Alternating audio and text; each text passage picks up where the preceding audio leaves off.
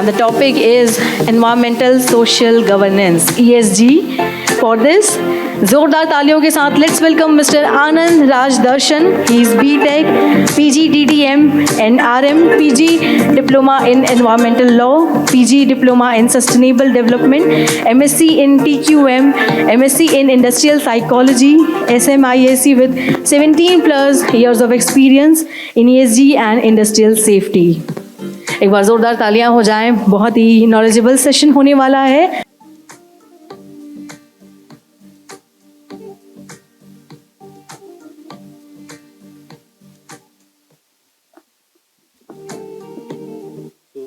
Good morning, everyone. Before I start, I must say thanks to ISEI for organizing such an interactive session. And we all know, as an Indian, we aspire to become a global leader, Vishwaguru, and sessions like these acts as a building block for that ambition. Okay, so myself, Anand Raj Darshan, and I'll be speaking about ESG. Most of us must have heard about this, and as EHS has evolved itself throughout the journey, so ESG is one new concept that has come up, and very soon we all, as a safety professional, will get well versed with this topic. So, सबसे पहले I must say why ESG is important. ये ESG है क्या? तो basically इसके importance को समझने के लिए मैं ये बताना चाहता हूँ. We from safety we have a attitude of quantifying things. हम hazard को भी risk में quantify नहीं करें तो risk assessment नहीं बनता. So let me quantify ESG for all of you. For example, from this year itself, CV has launched BRSR for all the listed companies. तो सारी listed companies को अपने BRSR reports submit करने होंगे. So this is a mandatory thing. So we can understand the gravity of ESG for organizations. Those are listed. And very soon, those organizations, they are not limited company or not listed, will come under this loop because they are directly or indirectly interacting with this organization. Secondly, मैं एक Deloitte का report आपसे share करना चाहूँगा. Deloitte is a business consultant और last year Deloitte के report के अनुसार 72%, the number is very huge, 72% of the organizational merger and acquisition failed just because ESG report was not acceptable. So we can understand ESG कितना impact करता है हमारी economic growth को. So moving forward,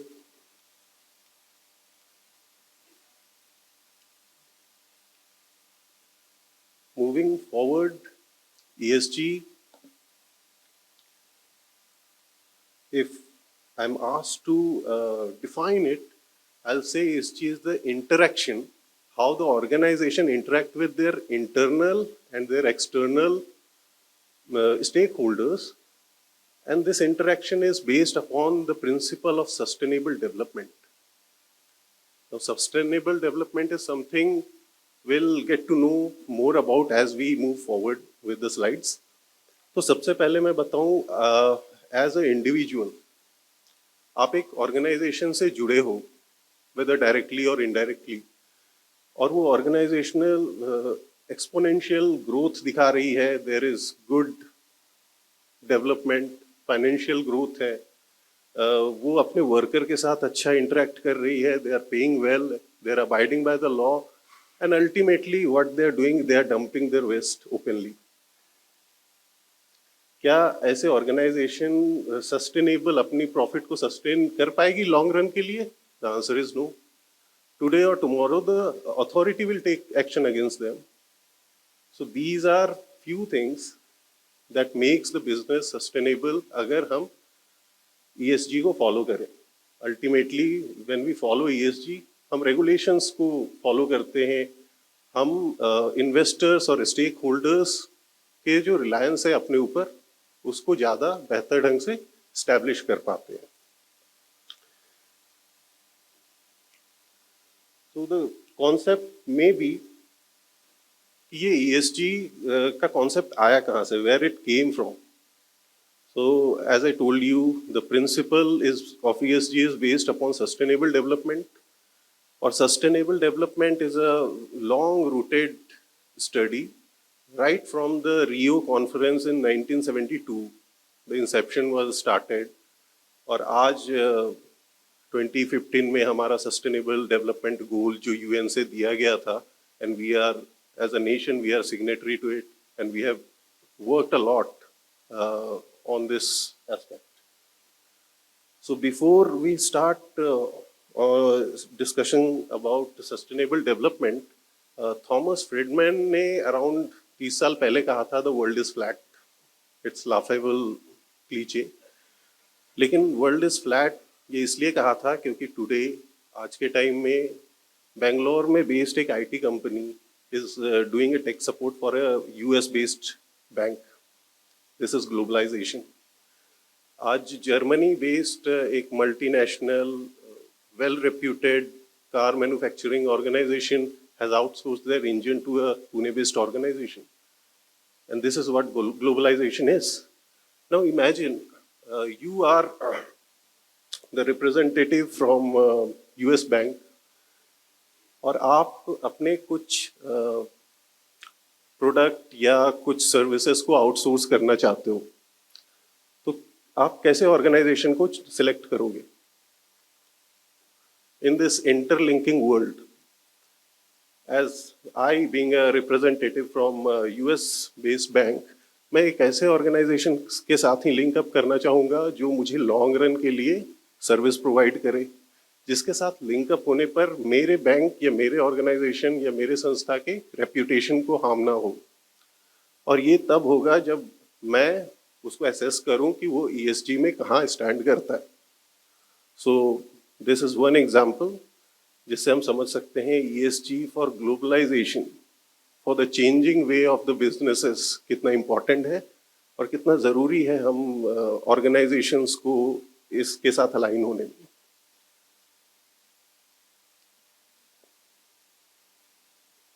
तो this is what we are talking about, ESG and globalization. They are interlinked. The more we understand, we adhere with ESG, will be more linked up with the global work market, we can interlink with the global business podium. जैसा कि मैं कहा था, ESG is the way we interact, is the way the organization interact with their stakeholders, whether internal or external, based on 3 pillars. That is environment, social and governance. Environment, हर वो चीज़ जो हमारे इर्द गिर्द है वो एनवायरनमेंट है. मैं आपको बता दूं, बहुत सारी आईटी कंपनीज भी हैं जो कोशिश करती है हम जीरो कार्बन इमिशन की तरफ जाए या कार्बन न्यूट्रलाइजेशन की तरफ जाए. So this is a very good and effective field for organizations. Most recently the effort by Tata steel is remarkable. जो रिसाइकल बेस्ड स्टील मैन्युफैक्चरिंग का एक अपना एक टारगेट स्टैब्लिश किए हैं. So these are few initiatives जो हम एनवायरनमेंट सेक्शन में लेते हैं फॉर ऑर्गेनाइजेशन. सोशल, हर ऑर्गेनाइजेशन का सिर्फ ये मकसद नहीं होता है कि profit making. If we see the company law, there is a section called CSR. Organization itself has few responsibilities, और ये रिस्पॉन्सिबिलिटी है कि हम सोसाइटी में कैसे इंटरेक्ट कर रहे हैं, हम क्या दे रहे हैं सोसाइटी को, जहां हम इस्टेब्लिश हैं वहाँ क्या कर रहे हैं, कैसे हम अपने कस्टमर को कैटर करते हैं, and how we are benefiting the economical cycle of the nation और the state where we are establish. तो सोसाइटी में वेदर वो वर्कर जो हमारे लिए काम कर रहा है वो वेलफेयर के स्तर पर सही है कि नहीं, उसको हम सही पे कर रहे हैं कि नहीं, उनके हेल्थ केयर सेफ्टी का पर्याप्त ध्यान दिया जा रहा है कि नहीं, ये कुछ सेक्शन है जो सोशल में हम कवर करते हैं। और governance is a top down approach, whether CSR, the approach जो हम फॉलो करते हैं वो हम फॉलो कर रहे हैं कि नहीं, मैनेजमेंट एथिकल वे में काम कर रही है कि नहीं। And this is a very deep aspect. आप में से बहुतों को पता होगा 2 साल पहले गूगल जैसी संस्था को फाइन लगा था। दैट इम्प्लाइज कि व्हेन मेजर ऑर्गेनाइजेशन कभी कभी लैग कर जाती है अपने एथिक्स को फॉलो करने में, तो हमको कोशिश करना है कि गवर्नेंस यानी कि एथिकल वे में हमको ऑर्गेनाइजेशन को आगे ले जाना है। सो दीज आर 3 पिलर्स जिसके बेसिस पे हम ये कह सकते हैं कि हमारी संस्था ESG फॉलो करती है। ESG का इम्पोर्टेंस जैसा कि मैं बताया, आज के ग्लोबल इंटरकनेक्टेड वर्ल्ड में अगर हमको बिजनेसेस चाहिए, it's very important we follow ESG, ताकि हम इंटरलिंक्ड हो सकें वेल एस्टेब्लिश्ड ऑर्गेनाइजेशन के साथ। And this enables us in subsidiary benefit also. हम लोकल रेगुलेटरी अथॉरिटीज के जितने भी रूल्स एंड रेगुलेशंस हैं उसको अबाइड कर सकते हैं। We can attract investors. As I told you, the Deloitte report, 72% of the merger and acquisition failed last year just because the ESG report was not sufficient. And most importantly, the brand reputation. कोई भी organization, for an instance, if I ask you, आप बताओ top 50 organisation जो दुनिया के global organisation है, आप list out करो, you can Google it. Amazingly आप पाएंगे कि 60% ऐसी संस्था है जो 40 साल पहले एग्जिस्ट ही नहीं करती थी। गूगल इज 25 years old, 20-25 साल हो गए। तो what happened to those giant जो पहले थे, and why they are not in market with the reputation that they should have been? So the reason is not carrying forward with the time, with the changing market, with the changing technology. So this is one thing. ESG also promotes innovation, adapting with new technologies, and ultimately this helps us in enhancing the brand image of the organization.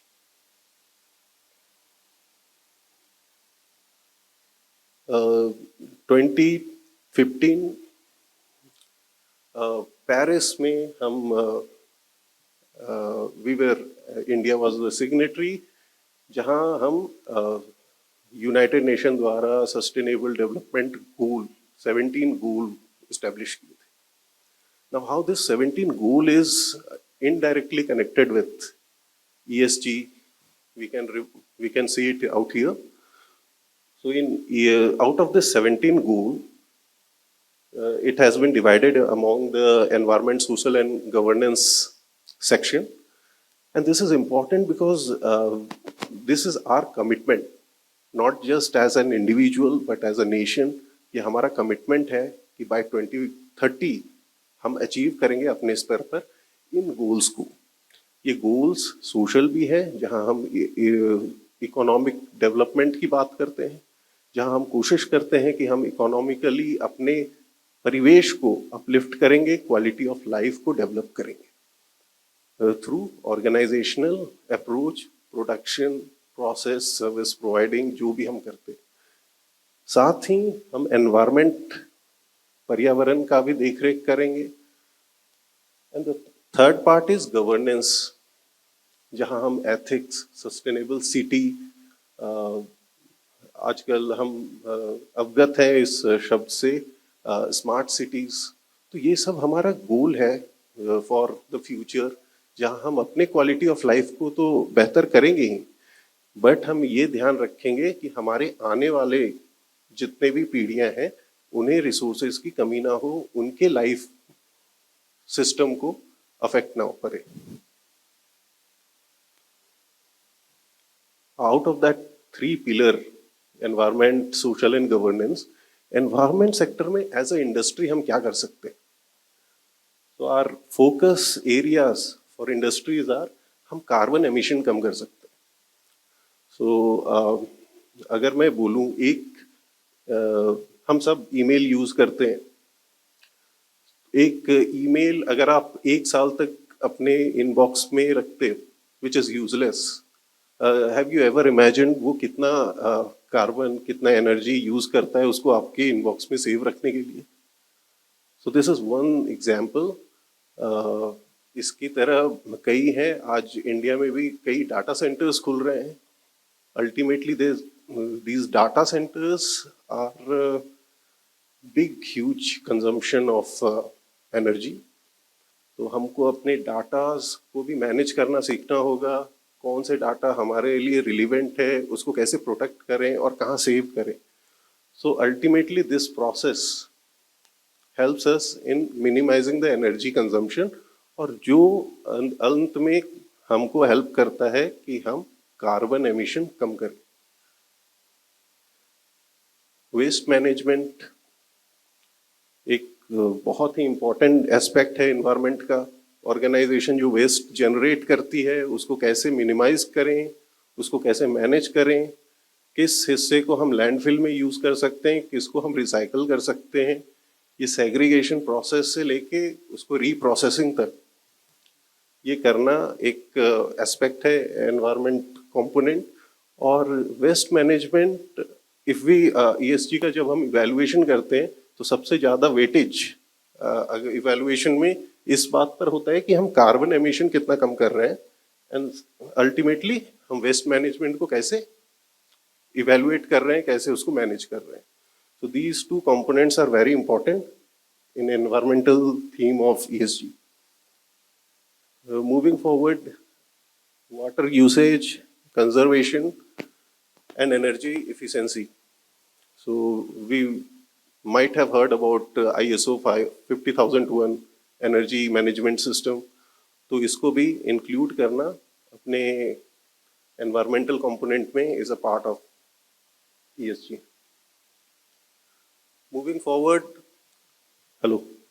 moving forward, the social component, employee well-being, जितने भी अपने internal stakeholders हैं, उनका well-being, society को हम क्या दे रहे हैं, what are the CSR responsibilities that an organization has, and how we are fulfilling it, is a part of social component of ESG. And even this component is includes a large number of stakes. बहुत लोगों को include किया जाता है। अगर हम इसको quantify करें तो हर organisation indirectly effects more than 3 times the direct employ they are interacting with. तो ये एक बेहतर एस्पेक्ट है, and this is also called important because economic, socio economic development के लिए इस एस्पेक्ट पर ऑर्गेनाइजेशन को ध्यान देना बहुत ज़रूरी होता है। Lastly, governance. As an employee, governance basically we say is a top-down approach, जहाँ डायरेक्टर लेवल डिसाइड करते हैं कि हमको किस एथिकल मैनर में आगे बढ़ना है, हमारा मिशन क्या होगा, हमारा विजन क्या होगा, कौन से प्रिंसिपल को हम अडेप्ट करेंगे अपने मिशन को गेन करने के लिए। तो ये एक गवर्नेंस मेथोडोलॉजी है जो ऑर्गेनाइजेशन बनाती है at top level. As a employee, as a part of the organization, हमको कोशिश करना है कि हम खुद को अलाइन करें ऑर्गेनाइजेशन के मिशन, विजन और प्रिंसिपल के साथ, and this mission, vision, principle should be in line with the objective that ESG relies on. ठीक है, तो आगे बढ़ते हैं। ये स्लाइड बहुत ही इम्पोर्टेंट है क्योंकि वो लोग जो ESG के बारे में इंट्रोड्यूस हो रहे हैं उनके लिए समराइजेशन ESG का ये है। तो बेसिकली होता क्या है, हम फर्स्ट क्वार्टर में देख रहे हैं कि ESG के प्रिंसिपल बनाते कौन है। In India sustainable development goal जो यूनाइटेड नेशन द्वारा है, दैट इज द संस्था जो हमारे लिए गोल इस्टेब्लिश किया। Apart from that, India is also part of Greenhouse Gas Protocol. For financial sustainability, PRI is there. who lays down the principle. Moving to the second quadrant, this is actually the reporting system that we follow. India में ये सारे reporting system हम follow कर सकते हैं, whether it's GRI, SASB, BRSR, जैसा कि मैं कहा ये मैंडेटरी है सारे लिस्टेड कंपनीज को इस साल से. सो ये रिपोर्टिंग सिस्टम हम फॉलो करते हैं. तो व्हाट इफ हमारे पास प्रिंसिपल है, उस प्रिंसिपल के आधार पर हम अपना रिपोर्ट्स तैयार करते हैं. रिपोर्ट्स से हम सीखते हैं हमको कहाँ काम करना है, उसको रेक्टिफाई करते हैं. What is the third step? हम उसको इवैल्यूएट करेंगे from third party. So these are the third party जो इसको इवैल्यूएट करती है और हमको ESG में रेटिंग्स देती है. ऑर्गेनाइजेशन विथ A ग्रेड और gold grade rating from, for example, EcoVadis brings a big reputation for them. मैं आपको बता दूं, इंडिया में there are only 7 organizations, around 78 organizations ने फाइल किया था. Only 7 organization has been qualified for gold rating. So and this is not a negative thing, because इतने कम time में अगर अराउंड ऑलमोस्ट 100 कंपनीज इंडिया में एसोसिएट होती है कि हमको ग्रीन हाउस एमिशन कम करना है या हमको ESG में अपने संस्था को आगे ले जाना है, तो दिस इज एन अचीवमेंट. तो हमको इस नंबर फैक्टर को नहीं देखना है. The manner we are trying to change the way we are doing things is it's an achievement in itself. So I'll say comparing with other countries, we are moving much faster in adapting ESG. And the fourth quarter, हम evaluate हो गए, हमारे पास ranking है, उसके बाद हम उस ranking को audit करवाते हैं.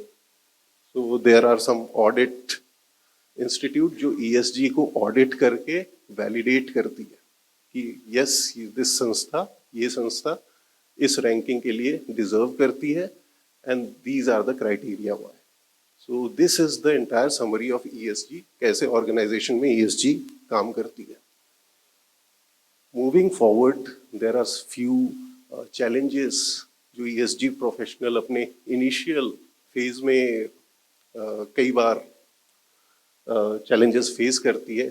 First is lack of awareness. As we understand, ESG is a field, we call it eclectic, क्योंकि ये सारे, whether it's, आप अगर किसी संस्था में ESG कर रहे हो तो आपको कोलेबोरेट करना पड़ेगा डायरेक्टर लेवल को भी, HR डिपार्टमेंट को भी, environmental section, design section, logistic, so purchase for sustainable procurement. So it is a eclectic subject. इसमें आपको वेल वर्स्ड होना पड़ेगा for the system of all the different segment, and the best part is to collaborate them, give them a podium, what they can give to the organization, how they can adapt ESG in their department. तो ये सबसे अच्छा तरीका होता है. और ESG professional, it's good with taking the lead, adapt a democratic leadership style and give them an opportunity to give their inputs. Regulatory system जो भी आते हैं, जो डेवलपमेंट हो रही है, जो रेगुलेशन या लोकल रेगुलेशन में चेंजेस आ रही है, उनके साथ ऑर्गेनाइजेशन को बरकरार रखना, ये भी एक चैलेंज होता है. Data availability, as I told you, data availability is a scientific challenge. अगर हम जब ESG रिपोर्ट बनाते हैं, most of the time we don't have sufficient data कि हम बता सके कि हमारा HVAC कितना कार्बन एमिशन दे रहा है. So these are few challenges.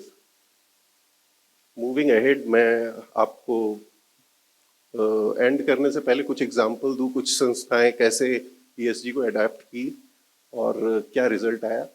Starting from Unilever, we must know Unilever has invested around 1 billion as a social development, and that also includes environment for green belt development in Africa. So this is a huge investment. और ये सिर्फ social development के लिए नहीं है, ये green development will further furnish raw material to Unilever. So ये ultimately एक society को economic loop में ला रहे हैं. Moving ahead, Microsoft by 2030 ये negative carbon emission पे जाने की कोशिश कर रहे हैं by neutralizing previously जितना carbon emission ये किए थे. So this is one initiative. IKEA by 2030 is planning 100% recycled furniture. सारे फर्नीचर जो IKEA सप्लाई करेंगे वो 100% रिसाइकल्ड होंगे. नेस्ले फूड प्रोसेसिंग इंडस्ट्री के लिए सबसे बड़ा चैलेंज होता है water conservation, water recycling and reuse. So that is what they have adapted. And ending with the most iconic Tata for social initiative, we must know that 8 hours of work was something that was given by Tata. So with this, I want to end my session and thank you for listening. Thank you so much, sir, for the wonderful session on environmental social governance. It was truly a knowledgeable, insightful session.